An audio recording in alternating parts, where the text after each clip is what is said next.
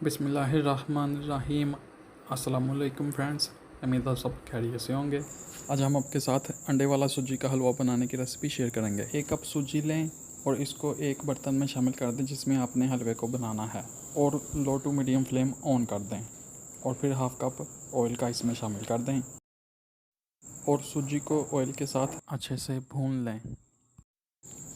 फिर इसमें एक अंडा शामिल कर दें और अब अंडे के अच्छे से कुक हो जाने तक कुक कर लें।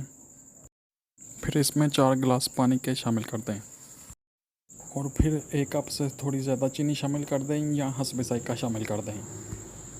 अब इन सब चीज़ों को अच्छे से मिक्स करें। इसके बाद ढक्कन दे के कवर कर दें और 30 मिनट तक लो फ्लेम पर पकने दें।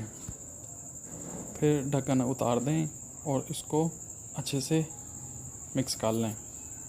मिक्स कर लेने के बाद 1 कप दूध इसमें शामिल कर दें। अब इसको स्पून से हिलाते जाएं और मीडियम फ्लेम पर कुक करते जाएं। जब हलवा कुक होकर तैयार हो जाए तो इसको डिश आउट कर लें। उम्मीद करता हूं कि आपको ये रेसिपी बहुत पसंद आएगी। जो मेरे चैनल पे नए हैं वो मेरा चैनल सब्सक्राइब कर दें, वीडियो लाइक कर दें और दोस्तों के साथ शेयर कर दें।